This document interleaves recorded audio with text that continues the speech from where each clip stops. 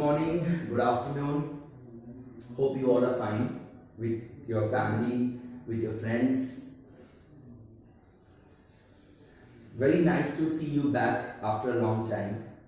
I guess those who are seeing me back on the camera, they are finding me after a long vacation.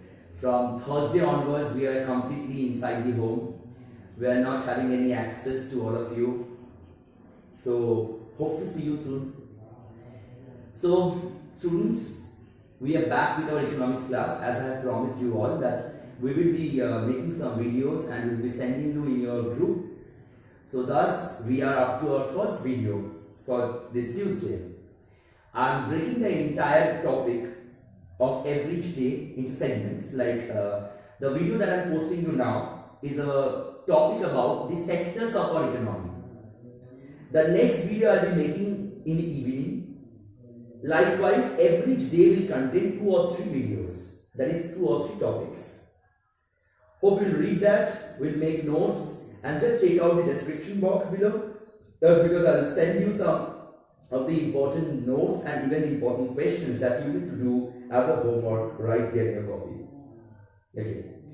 So now, the last day, what we have completed in the school, the last week, that was, I guess, regarding the obsolescence. The obsolescence and the type of, yes, the capital as well as the consumer goods, that particular second chapter of macroeconomics was going on.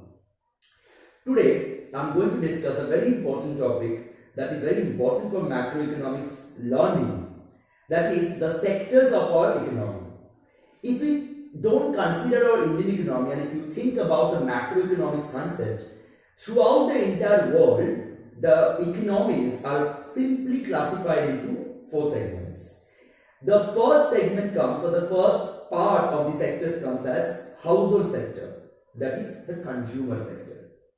Household sector is the first sector. It comprises of all the consumers, those who buy goods and services to get the satisfaction. The second sector, it comprises of all the manufacturing houses, all the production houses that are busy in transforming the raw materials into a final output, but have only one objective: to sell them in the market and to earn profit out of it. The third sector is the government. As you all know, government is of the people, for the people, and even by the people. So as we in a democratic and liberalized country, we are the creator of our government. That's why we do expect something from the government. And what we do expect?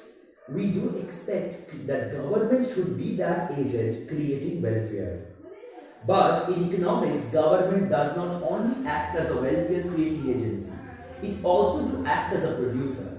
It produces several welfare goods, like it produces several public goods such as railways, roadways, airways.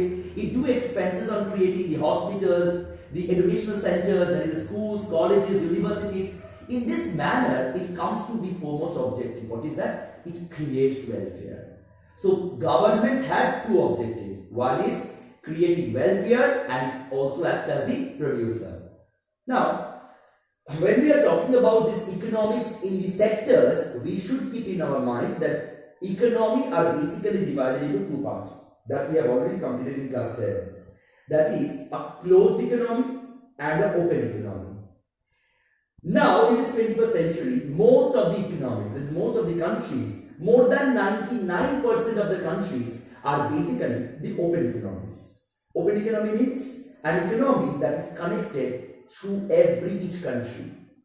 India is also a part of the entire global village. We all do our expenditures, we all do have our several demands on several foreign goods. So, our country is now doing international trade. When our country is doing international trade, our country needs to keep in mind that we should consider the 4th economic agent. So, what is the 4th economic agent? The external sector, which is also commonly known as rest of the world sector. What sector? Rest of the world sector. Now, what is the operation of the rest of the world sector? The external sector deals with 2 things. One is doing export and another is doing import. When we talk about export, export means selling our surplus output that is being made domestically in abroad. When we sell the surplus output in abroad, we are expecting some payment, we are expecting some earnings from them. So when I am selling, suppose from India, India is very much famous in producing agricultural output. Suppose if I produce certain amount of potatoes in our country and do export those potatoes in America, then I am expecting some amount of earning from America. So when we do export, we are earning something. That's known as export earnings. So export has an expectation of earnings, right? The second and the foremost thing that is done majority in our country is import. The Indians are now wanting to live a life of sophistication. We are now much more happy in getting different varieties of items in our country. The items that are not produced in our country, but rather produced in some other developed countries, we do import those items. When we are importing that item, the word import means a phenomenon in buying goods from abroad. So when we do buy goods from abroad, at that time, we are bound to do some payment. So whenever I am buying some output from abroad, I am bound to do some payment. That's known as import payment. So this external sector comprises of two things. One is export, another is import. Export deals with export earnings and import goes with import payments. To import those items.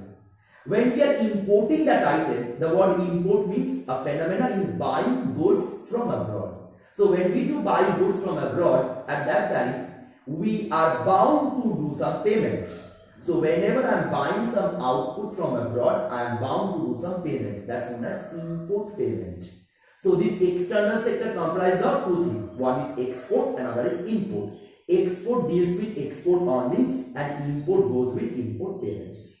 So concluding this topic, there are four sectors. The first one is a household sector that is having only one objective, to satisfy their needs or to have their own satisfaction.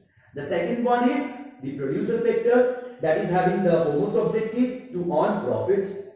The third one is the government sector that acts as either sometimes as a producer and sometimes as welfare maximizer. And the fourth one is the external sector that comprises of export earnings and import payments. Thank you, and I'm extremely sorry. I guess you all will be criticizing me as because sir is not having the the earbuds. There are some problems regarding the noise. This noise coming in the video. So stop criticizing that and love economics. Thank you. Have a nice day.